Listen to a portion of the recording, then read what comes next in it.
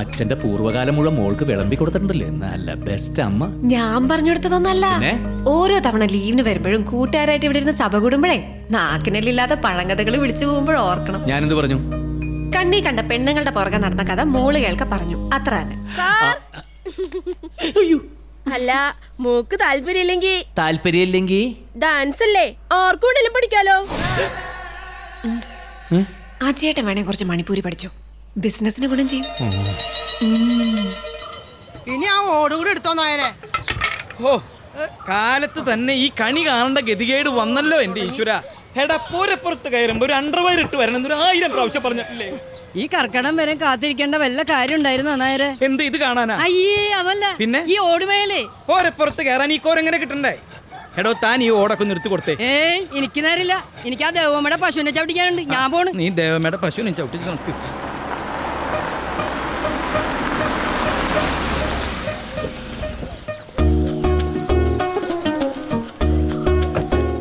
എന്താ ദിവസേട്ടാ, സുഖം തന്നെയല്ലേ?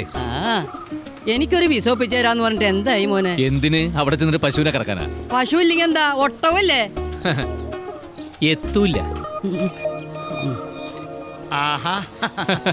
അവിടുന്ന് ഫ്ലൈറ്റ് കയറിയപ്പോ തന്നെ ഞാൻ വിചാരിച്ചതാ ഇവിടെതാ ഇങ്ങനെ പെരപ്പുറത്ത് ഒരാളുണ്ടാവുന്നു. മഴക്കാലം തുടങ്ങിയില്ലേ, ഇനി പതിവ് കലാപരിപാടികളൊക്കെ ഉണ്ടാവുമല്ലോ. തിരുവനന്തപുരത്ത് ചെന്ന് ഇറങ്ങിയതുകൊണ്ട് നിന്റെ ഉദ്ഘാടനം മുടങ്ങിയല്ലേ? കഷ്ടായി. അതെ, ചില തീരുമാനങ്ങളുമായിട്ടാണ് ഇപ്രാവശ്യം ഞാൻ വന്നിരിക്കുന്നത്. നമ്മളെ ഈ വീട് പൊളിച്ചു കളഞ്ഞിട്ട് പുതിയ ഒരെണ്ണം പണിയണം. അച്ഛൻ ഈ പ്ലാൻ ഒന്ന് നോക്കിക്കേ. നാളെ രാവിലെ എഞ്ചിനീയറോട് വരാൻ പറഞ്ഞിട്ടുണ്ട്. എത്ര സ്ക്വയർ ഫീറ്റാ? നീ ഓട് വെച്ചൊന്ന് തീർക്ക്. അതെ, വെച്ച് തിരികെ. ഇതിനകത്ത് കയറിയാൽ തന്നെ പൊട്ടിയ ഓടിനകത്ത് കൂടെ വെള്ളം വീടിനകത്ത് നിരത്തി വെച്ചിരിക്കുന്ന കുറെ പാത്രങ്ങളിലേക്ക് ഇങ്ങനെ ടൈ ടൈ ടൈ എന്ന് വീഴുന്നൊരു പഴയ ശബ്ദം ഉണ്ടല്ലോ, അതാ ഓർമ്മ വരിക. അതിനിപ്പോഴും മാറ്റമൊന്നുമില്ലടാ. എനിക്കെന്തോ പുറത്ത് മഴ പെയ്യുമ്പോ അകത്ത് പാത്രങ്ങളിൽ വെള്ളം വീഴുന്ന ശബ്ദം കേട്ട് കിടക്കണത് ഭയങ്കര ഇഷ്ടമാണ്. അത് ജനലും വാതിലും കൊട്ടിയടച്ച് AC റൂമിൽ കിടന്നാൽ കിട്ടില്ല. ദേ, ഇതാണ് കൊടുത്തേ. കോഴികൾ പട്ടിണി എടുക്കുക എന്ന് വെച്ചാ പൊട്ടക്കണക്കിലെ തവളയായിട്ട് കാലം കഴിക്കണമെന്ന് തന്നെ. അതെ, എനിക്ക് വേണമെങ്കിൽ സ്വന്തം കാര്യം മാത്രം നോക്കി ജീവിക്കാനൊക്കെ അറിയാം, പക്ഷെ അതിന് തോന്നണില്ല. നമ്മൾ രക്ഷപ്പെടുമ്പോ അതേ സ്റ്റാറ്റസിൽ നമ്മുടെ കുടുംബക്കാർ കൂടി ജീവിക്കണമെന്ന് ഞാനൊന്ന് ആഗ്രഹിച്ചു പോയി. അതിലിപ്പോ എന്താ വലിയ തെറ്റ്? നിന്റെ കയ്യിലിപ്പോ കാശുണ്ട്, അതുകൊണ്ട് അജയേന്ദ്രൻ നായരുടെ അച്ഛനാണ്, അളിയനാണ്, പെങ്ങളാണ് എന്ന് ചൂണ്ടിക്കാണിക്കാൻ ഇത്തിരി കൊള്ളാവുന്ന ആളുകൾ വേണം. ഇപ്പോഴത്തെ അവസ്ഥയിൽ ഞങ്ങളെ നിന്റെ കണ്ണിൽ പിടിക്കണില്ല. അതല്ലേ ഈ സ്റ്റാറ്റസ് എന്ന് പറയുന്നത്.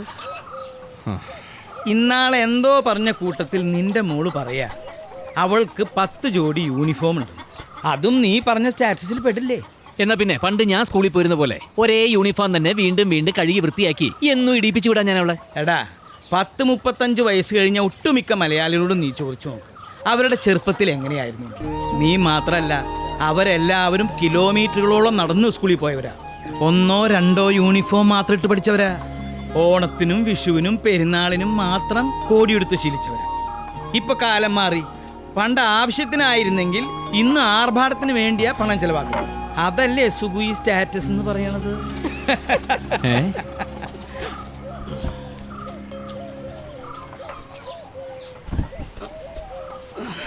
അളിയോ, ഇന്നലെ വരവാകെ ചുറ്റിയല്ലേ? ഇതാച്ചാ വളം.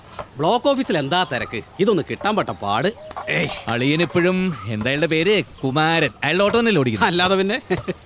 അതെ, സംസാരിച്ചൊക്കെ സമയമില്ല അളിയ. വൈകിട്ട് ഞാൻ രാധയും കൂടെ വീട്ടിലേക്ക് വരാം. നാളെ ഞങ്ങളുടെ യൂണിയന്റെ ജില്ലാ കൺവെൻഷനാ. പ്രസിഡന്റ് ആയതുകൊണ്ട് നിന്ന് തിരിയാൻ സമയമില്ല. അച്ഛാ, ഈ യൂണിയൻ കാര്യത്തിൽ കാണിക്കുന്ന ഉത്സാഹം സ്വന്തം കാര്യത്തിൽ കാണിച്ചുകൂടെ അളിയന്? കഴിഞ്ഞ പ്രാവശ്യം വന്നപ്പോൾ ഒരു കട തുടങ്ങാൻ സഹായിക്കാന്ന് പറഞ്ഞതാ. എവിടെ 1-2 കാറ് വാങ്ങി റെന്റേ കാർ ബിസിനസ് തുടങ്ങാൻ പറഞ്ഞപ്പോ അതും വല്ലവന്റെ. ആ വരുമാനം കൊണ്ട് അവൻ നിന്റെ പെങ്ങളെയും കുട്ടികളെയും അന്തസ്സായിട്ട് നോക്കണില്ലേ? ആരുടെ മുന്നിലും കൈ നീട്ടാൻ പോണുമില്ല. പിന്നെന്താ? എന്നാൽ ആരുടെ സഹായം വാങ്ങില്ല. എന്തിനാ ഈ ദുരഭിമാനം? ഒന്നുമില്ലെങ്കിലും ഞാൻ അവന്റെ അളിയനല്ലേ. നിന്റെ ഭാഷയിൽ അത് ദുരഭിമാനം, പക്ഷെ അവന്റെ ഭാഷയിൽ അതിന് ആണത്തൊന്നും കൂടി അർത്ഥമുണ്ട്. അവന് അവന്റെ സ്റ്റാറ്റസ് നോക്കണ്ടേ? നിനക്ക് ചായ വേണം? എനിക്കൊന്നും വേണ്ട. ഇതെന്താ കുപ്പിയ? എന്തേ കഴിഞ്ഞ തവണത്തെ പോലെ ആ ദേവസ്വേട്ടൻ ഇവനെ പോലുള്ള നാട്ടുകാർക്ക് വിളമ്പി തീർക്കണ്ട. 10,000 രൂപ വിലയുള്ളതാ. ശനിയാഴ്ച വൈകുന്നേരം വേഷപ്പന്റെ ഷാപ്പിൽ നിന്ന് ഒരു കുപ്പി കള്ള്. ആ ശീലം തന്നെ ഇപ്പോഴും ഉള്ളൂ. ഇതൊന്നും ഞങ്ങളുടെ സ്റ്റാറ്റസിന് ചേരില്ല. എന്നാ കൊണ്ടുപോയി കളയും. നീ പോവാ? തിരക്കില്ലെങ്കിൽ കുറച്ചു നേരം നമുക്ക് ഇരുന്നിട്ട് പോവാടാ. ഇവിടെ കൊറേ കാലായില്ലടാ നമ്മൾ തമ്മിൽ കണ്ടിട്ട്. എന്നാ പിന്നെ ചായ ഞാൻ ഉണ്ടാക്കാം. ആയിക്കോട്ടെ. കൊണ്ടുവന്ന കുപ്പിയോ? ഉം.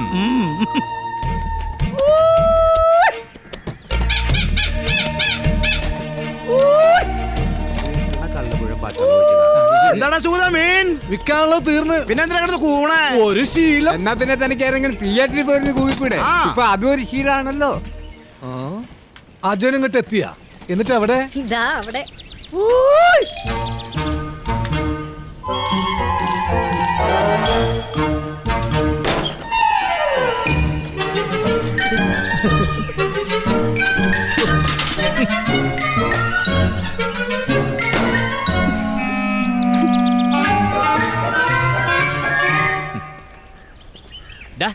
നിനക്ക് ഇവിടെ യൂറോപ്യൻ ക്ലോസറ്റ് വെച്ചോട്ടാ സുഗത.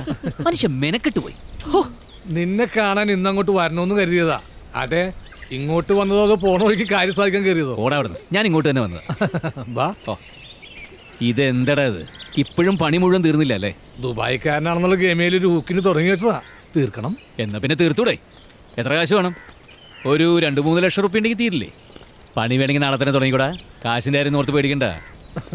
നിന്റെ കയ്യിൽ കാശുണ്ട്, അത് നീ ചോദിക്കാതെ തന്നെ തരുമെന്ന് എനിക്കറിയാം. പക്ഷേ സ്വന്തമായിട്ട് വേർത്തുണ്ടാക്കിയ കാശ് കൊണ്ട് വിടുന്ന വീട്ടിൽ കിടന്നാലേ എനിക്ക് ഉറക്കം വരും. ഇതാണ് ഇവന്റെ കുഴപ്പം. ആവശ്യമില്ലാത്തൊരു കടുംപിടുത്തം. വെറുതെ അല്ല ദുബായിന്ന് കുറ്റിയും പറിച്ചും കൊണ്ട് പോകുന്നത്. ഇവൻ വിസ അയച്ചു തന്നിട്ടില്ല ഞാൻ പോയത്. ഞാൻ അവിടെ പിടിച്ചു നിന്നു, രക്ഷപ്പെട്ടു. ഇവനോ? എനിക്കെന്താ കുഴപ്പം പറ്റിയത്? അല്ലെങ്കിൽ തന്നെ ദുബായിൽ ഞാൻ എന്താ ചെയ്തോണ്ടിരുന്നത്? AC ഉള്ള ഫിഷ് മാർക്കറ്റിൽ മീൻ കച്ചവടം. നാട്ടിൽ വന്നപ്പോ നമ്മളെ വെയിലും മഴയും കണ്ട് ഒന്നും പറഞ്ഞ് മീൻ വിൽക്കുന്നു. എനിക്ക് നല്ലതെന്ന് തോന്നണത് ഇതാ. കാശ് മാത്രം പോരല്ലോ, നമ്മുടെ ചോറും മീൻകറിയും ബീവറേജിന്റെ മുമ്പിൽ ക്യൂവും അതും കൂടി ആസ്വദിക്കാനുള്ളതല്ലടാ നമ്മുടെ ജീവിതം. ഇതൊന്നും വേണ്ടാന്ന് വെച്ചിട്ട് അയ്യേ. വെറുതെ അല്ല വീട് 4 കൊല്ലമായിട്ട് ഇങ്ങനെ തന്നെ നിൽക്കണത്. ഇനിയിപ്പോ സ്വന്തം വേർപ്പ് കൊണ്ട് വീട് പണിയുന്നാണെങ്കിൽ അതിനുള്ളൊരു വഴി ഞാൻ പറഞ്ഞുതരാം. സാറ് സമ്മതിക്കോ? എന്താ പറ. ഈ മീനി സൈക്കിളിൽ കൊണ്ടുവരുന്ന വിൽക്കുന്ന ഏർപ്പടങ്ങ് നിർത്ത്. ഒരു പെട്ടിയോട്ടോ മേടി. അതിനുള്ള കാശ് ഞാൻ തരാം. എന്നിട്ട് അതിരാവിലെ കടപ്പുറത്ത് പോയിട്ട് മീൻ ലേലത്തിന് പിടിക്കണം.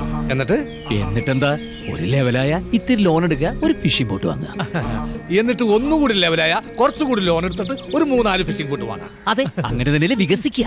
എന്നിട്ട് ലോൺ അടക്കാൻ കാശില്ലാണ്ടാവുമ്പോ ഞാനും ഭാര്യയും മക്കളും കൂടി ഒരേ ബോട്ടിൽ കയറി കെട്ടി തൂങ്ങി ചാവാം. ഇതാണ് ഈ മലയാളികളുടെ കുഴപ്പമെന്ന് പറയണത്. എന്തിനടാ പൊളിയുന്നതിനെ കുറിച്ച് ആലോചിക്കുന്നത്? എടാ കഴുതേ 4 കാശ് കയ്യിൽ വന്നു കഴിഞ്ഞാൽ മനസമാധാനമായിട്ട് ഭാര്യയും പിള്ളേരായിട്ട് സുഖമായിട്ട് ജീവിച്ചൂടെ? അത് തന്നെയല്ലേ ഞാനിപ്പോഴും ചെയ്തോണ്ടിരിക്കുന്നത്. സുഖമായിട്ട് തന്നെയല്ലേ ജീവിക്കണത്. എടീ, നിനക്ക് മനസ്സമാനത്ത് വല്ല കുറവുണ്ടോ ബാങ്കിൽ നിന്ന് ലോൺ എടുക്കാത്തോണ്ട്? ഇവിടെ എല്ലാവർക്കും എന്റെ അച്ഛൻ അച്യുതൻ നായരുടെ അതേ സ്വഭാവ. ഹലോ, എടാ ഞാൻ അങ്ങോട്ട് പുറപ്പെട്ടു. കാപ്പിയൊന്നും വേണ്ട, പോയിട്ട് അല്പം ധൃതിയുണ്ടേ. ഒരു സാധനം പിടയ്ക്കാൻ പോവാ. ആണാ? കുറച്ച് മീനെടുത്ത് കാറിൽ വെക്കട്ടെ, ഉണക്കിയത്. പിന്നെ നിന്റെ ഉണക്കമീൻ കൊണ്ടുപോകാൻ നിക്കല്ലേ ഇവൻ. ഇതേ പഴയ അജയചന്ദ്രൻ നായരൊന്നും അല്ല. കൊണ്ടുപോയാൽ എന്താന്ന്? നിങ്ങളൊക്കെ എന്തിനാ എന്നൊരു അന്യനായിട്ട് കാണുന്നത്? അന്യനായിട്ട് കാണല്ല ചെയ്യാ. നല്ല ഭംഗിയുള്ള ഒരു മുല്ലപ്പൂമാലയുടെ അറ്റത്ത് ഒരു ചാളത്തല വെച്ചാൽ എങ്ങനെ ഉണ്ടാവും?